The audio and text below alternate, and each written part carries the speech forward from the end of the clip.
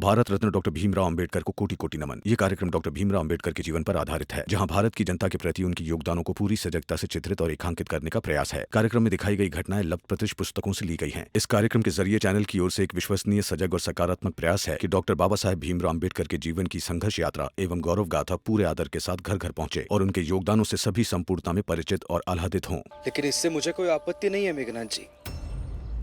मैं बंडल पकड़कर शिशुपाल जी के पीछे पीछे चलने के लिए भी तैयार हूँ।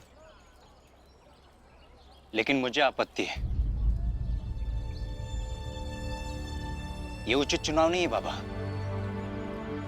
क्योंकि इसमें क्या लिखा है मुझे पढ़ना नहीं आता। हिसाब किताब अभी समझ नहीं आता है। हाँ, अगर आपको समझ आ रहा है तो आप बता दीजिए।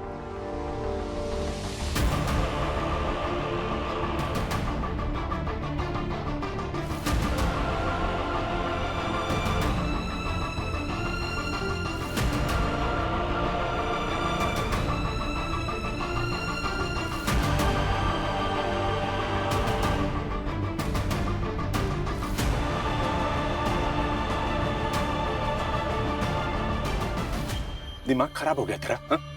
हटा इसे सामने से। तू जानता नहीं है, तू मुझे पढ़ना नहीं आता। वही तो बाबा, वही तो। सालों पहले भीम ने कलम चुनी तो आज रजिस्टर उठाने के लायक हुआ, और सालों पहले मैंने लाठी चुनी तो आज ये रद्दी बन चुके कागज का भार ढो रहा हूं। चुनाव गलत तब किया था बाबा आपने, लाठी देकर, और अभी जो मैंने चुनाव किया है वो सही है, वो आदर्श है, और यही चुनाव मुझे भविष्य देगा।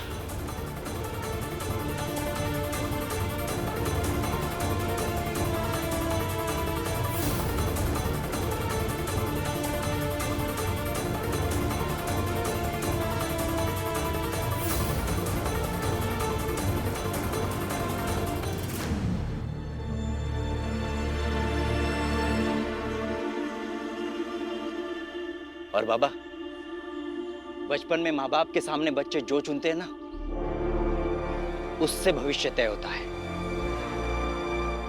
कि बच्चा बड़ा होकर शिशुपाल बनेगा या भीमराव अंबेडकर बनेगा।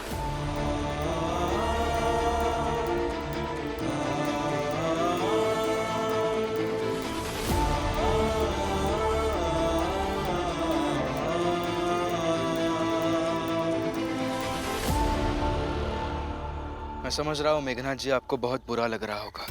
आपका बेटा होकर ये आपके सामने ऐसी बातें कर रहे हैं, लेकिन ये जो भी कह रहे हैं बिल्कुल सच कह रहे हैं। माँ बाप अपने बच्चे के हाथ में बचपन में जो भी देते हैं, उसी से उस बच्चे का भविष्य तय होता है।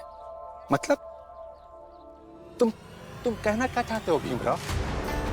तुम्हारे कहने का मतलब है हमने या हमारे साथ के लोगों ने या हमसे पहले जितने भी लोग थे, जिस तरह से अपने बच्चों को पाला, वो सब गलत तरीका है? मेघनाथ जी, आप मतलब का मतलब गलत तरीके से निकालेंगे तो वो सही नहीं होगा।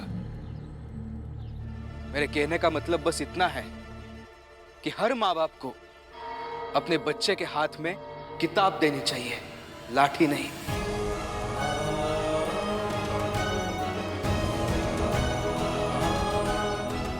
क्योंकि किताब अच्छी नींव डालती है, कुछ रचने का हुनर सिखाती है, और लाठी नींव उखाड़ती है, विध्वंस कर देती है।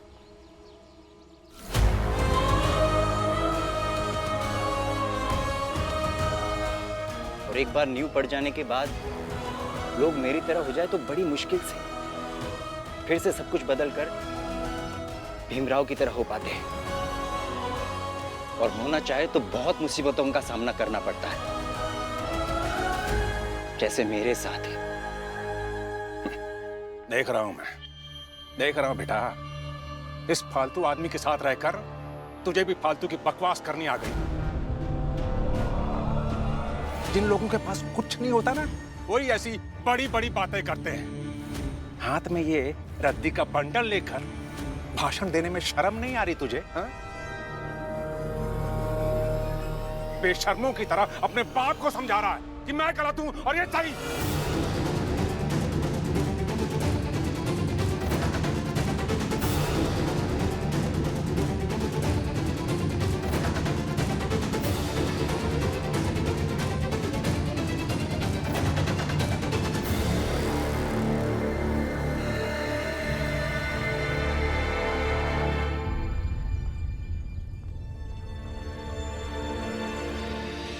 चलो भीमराव, मेरे पापा ऐसे ही बोलते रहते और बोलते रहेंगे, लेकिन जिस रास्ते पर मैं निकल गया हूं उस रास्ते से मैं वापस मुड़ूंगा ही नहीं, किसी भी कीमत पर। चलो चलिए।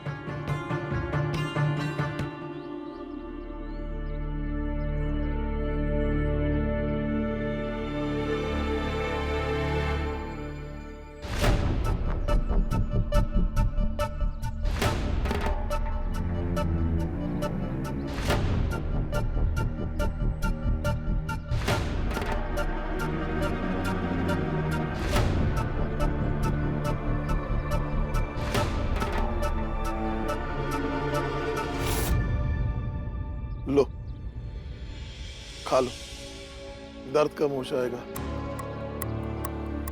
नींद भी आएगी, फिर थोड़ी देर सो जाना। अच्छा लगा आप मेरे लिए दवाई लेकर आए, और ये भी अच्छा लगा कि आपको मेरी फिक्र है।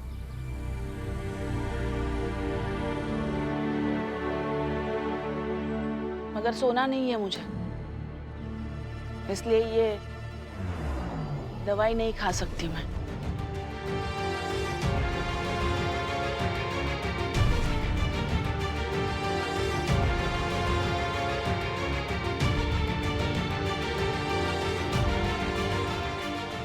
लेकिन क्यों नहीं सोना है?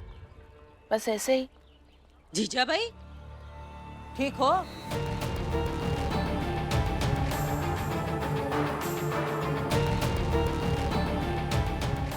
इनसे बात करनी है मुझे, सोकर क्या करूंगी? और दर्द की दवा नहीं चाहिए। लोग अगर प्यार से बात कर ले तो दर्द के लिए दवा की जरूरत नहीं है। घर में तो कोई ढंग से बात करता ही नहीं है, तो बाहर वाले से ही। ठीक है, मत खाओ। हर समय तुम्हें टेढ़ा और बुरा ही बोलना है। मत खाओ।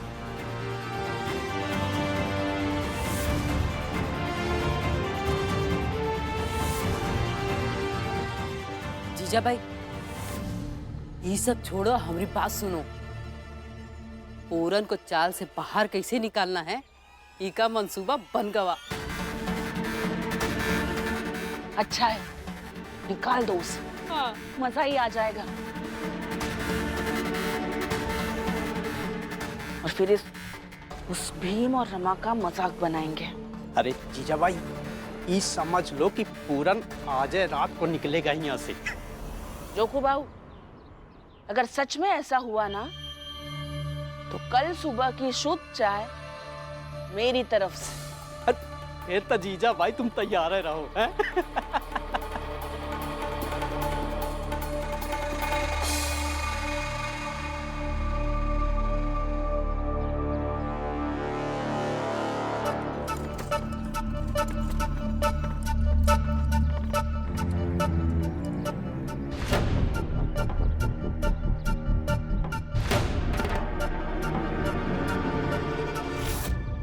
सालों पहले भीम ने कलम चुनी तो आज रजिस्टर उठाने के लायक हुआ, और सालों पहले मैंने लाठी चुनी तो आज ये रद्दी बन चुके कागज का भार ढो रहा।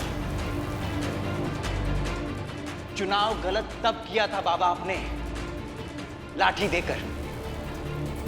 मेरे कहने का मतलब बस इतना है कि हर माँ बाप को अपने बच्चे के हाथ में किताब देनी चाहिए, लाठी नहीं, क्योंकि किताब अच्छी नींव डालती है, कुछ रचने का हुनर सिखाती है, और लाठी नींव उखाड़ती है, विध्वंस कर देती है।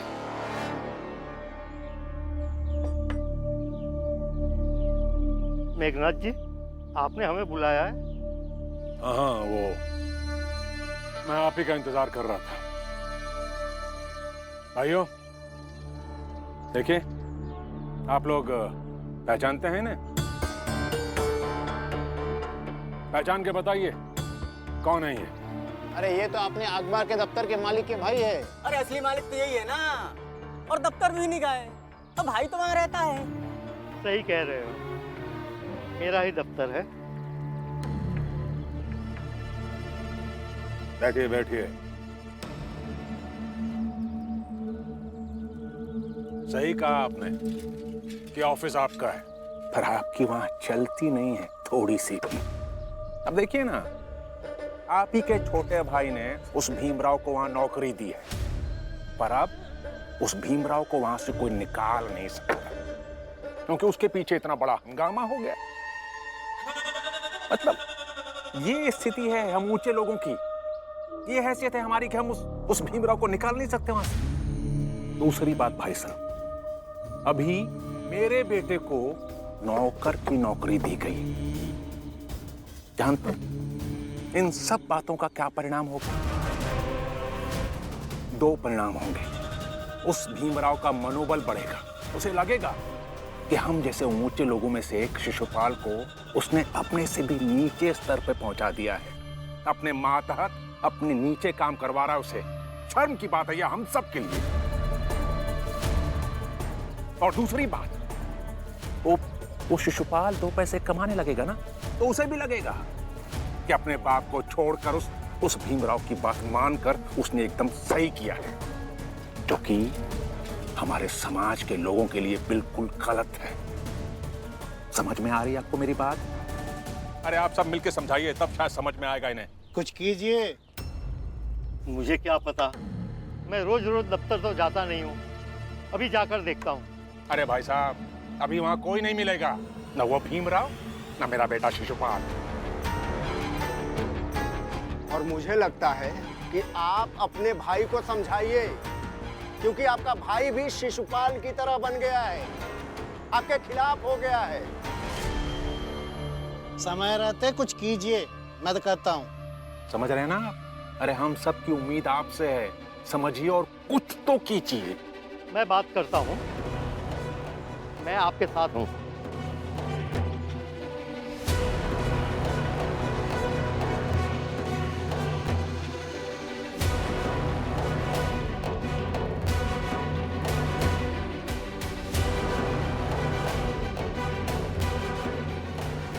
भीमराव, तूने क्या सोचा?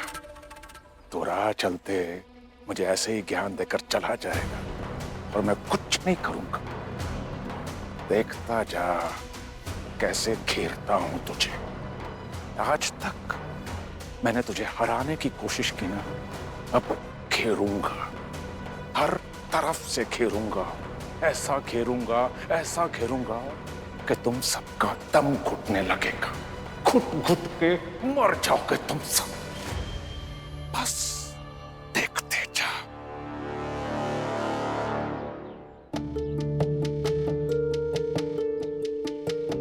भीमराव, बहुत प्यास लग रही है, चल के कहीं पानी पीते ना। हाँ शिशुपाल जी, वैसे प्यास तो मुझे भी लग रही है। इनसे पानी मांगे क्या? देखिए, आप पी लीजिए, मुझे तो नहीं पिलाएंगे ये पानी। सुनिए। हाँ? हम दोनों को बहुत प्यास लगी है, थोड़ा पानी पिला दीजिए ना। हाँ हाँ, पानी पिलाना तो पुण्य का काम होता है। लीजिए, पीजिए।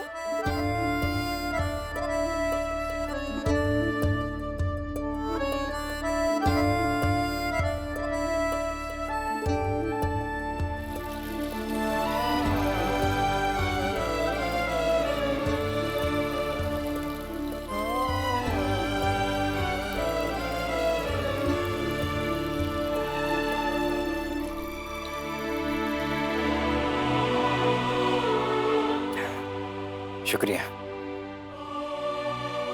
भीमराव, अब तुम भी हो? देखिए, मैं आपकी बिरादरी का नहीं हूँ, फिर भी आप पिलाएंगे ना पानी?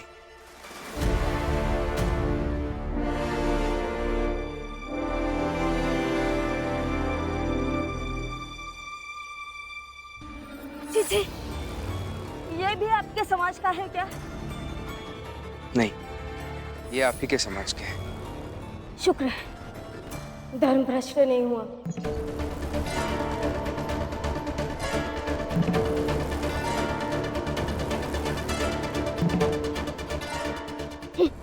अरे लेकिन पानी पिलाने में क्या दिक्कत है? अभी तो आप खुद ही कह रही थी ना, पानी पिलाना तो पुण्य का काम होता है।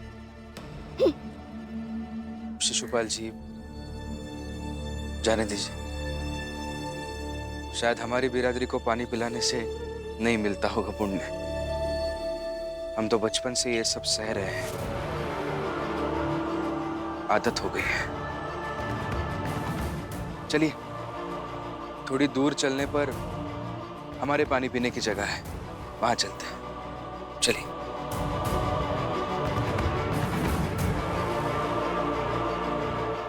और इसीलिए शिशुपाल जी, मैं हमेशा कहता हूं, हम लोगों का संघर्ष, हमारी यात्रा बहुत लंबी है, दूरियां बढ़ती हैं, और इसीलिए शायद हम लोग बहुत ज्यादा थक जाते हैं। चलिए।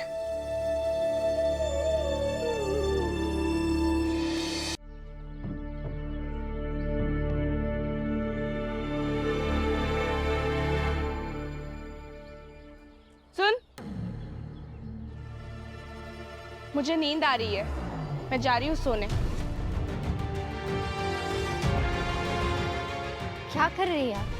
ये काम के समय आप सोने जाएंगी? अरे तुझे वो मैनेजर यहाँ देखने का काम देकर चला जाता है, तो क्या मैं तुझसे डर कर काम करूंगी यहाँ?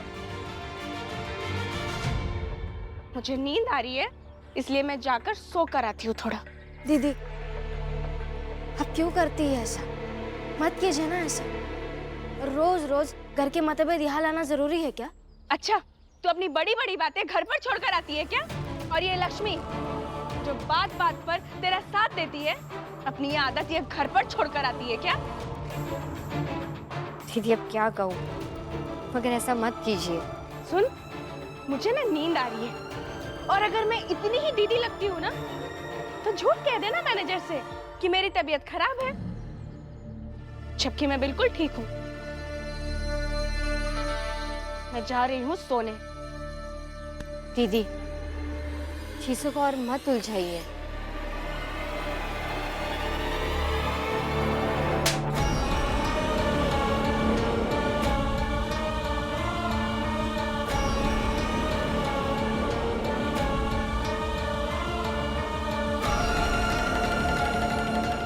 ऐसे बार ना मेरा हाथ मत पकड़ा कर।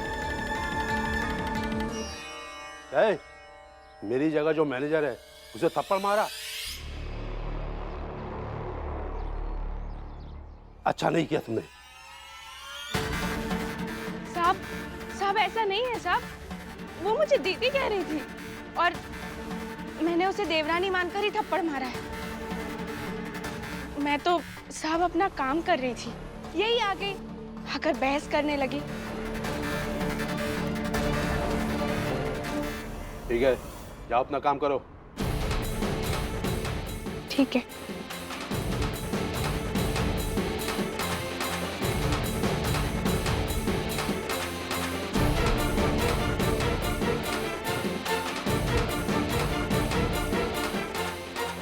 करुणा दीदी का अब स्थायी इलाज जरूरी है।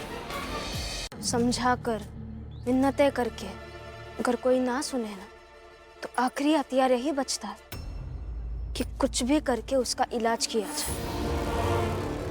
तो अब मैं आपका इलाज करूँ। बहुत हो गया। सुन, क्या इलाज करेगी तू मेरा? हाँ?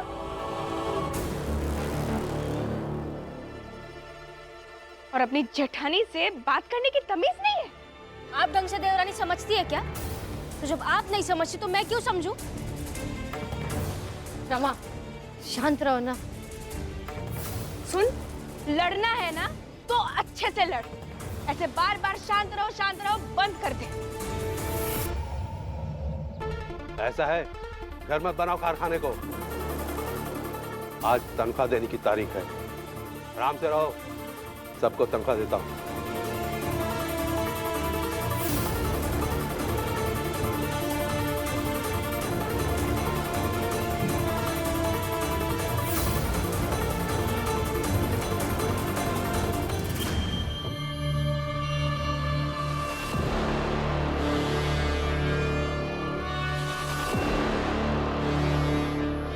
आज इन दोनों को सबक सिखाना ही होगा।